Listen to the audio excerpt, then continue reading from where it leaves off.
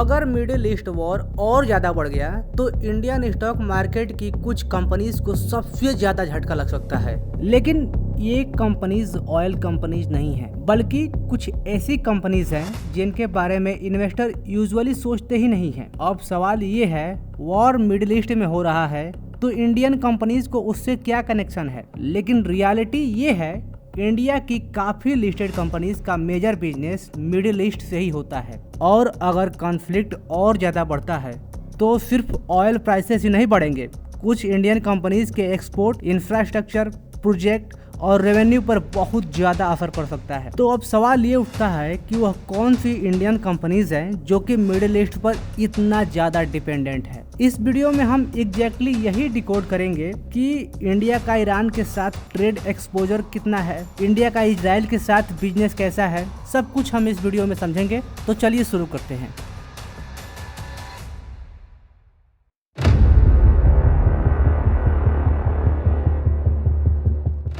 2026 का ये कॉन्फ्लिक्ट पिछले मुकाबले इसलिए अलग है क्योंकि इसने पूरे मिडिल ईस्ट को कैप्चर कर लिया है।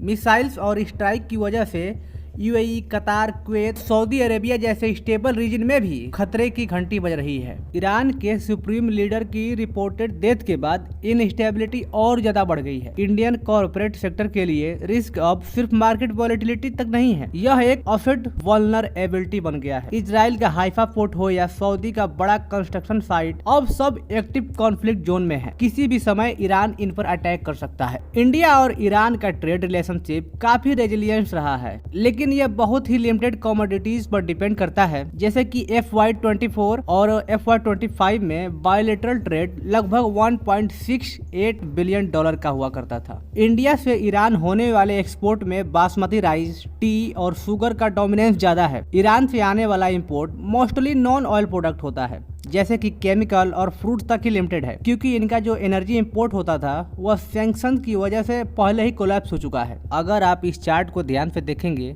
तो आपको समझ में आएगा कि इंडियन एक्सपोर्ट जो ईरान में होता है वह लगभग 73.8% का होता है। इसमें लगभग $1.24 का व्यापार होता है। और वहीं पर अगर हम बात करें कि जो इंडिया ईरान से इंपोर्ट करता है वह लगभग $0.44 बिलियन का होता है, जो कि लगभग 26.2% के आसपास ही होता है। और आप नीचे देखेंगे कि जो बायलैटरल ट्रेड टोटल है वह 100% यहाँ पर दिखाया गया है। ईरान को होने वाले शिपमेंट में बासमती राइस का शेयर लगभग 50% से ज्यादा है। कॉन्फ्लिक्ट की वजह से जो लॉजिस्टिक है वह पूरी तरह से एक तरह से पैरालिसिस हो चुकी है। एस्टिमेट के मुताबिक यह बताया जा रहा है कि 2 लाख से 2.5 लाख टन चावल फिलहाल कंडाला और मुंड्रा जैसे पोर्ट्स पर फंसा हुआ है, क्योंकि स्ट्रेट ऑफ हार्मोज के रास्ते शिपमेंट अब लगभग पूरी तरह से बंद ही हो चुका है। KRBL लिमिटेड दुनिया की बासमती प्रोड्यूसर होने के बावजूद इसका ईरान से लगभग 1% का ही रेवेन्यू एक्सपोजर है। यह पूरा मिडिल ईस्ट में जैसे कुवैत, कतर, यूएई में इसका बहुत बड़ा मार्केट शेयर है। और सेकेंड नंबर पर बात करें जो LT फूड है, जिसका की मार्केट में दावत नाम से चावल आता है, इसका ईरान से लगभग 3% का एक्सपोजर है।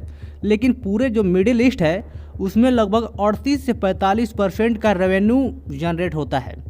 तो ये वो कंपनियां हैं जो कि चावल के कारण अफेक्ट हो सकती हैं। आप इन कंपनियों पर नज़र बनाए रख सकते हैं।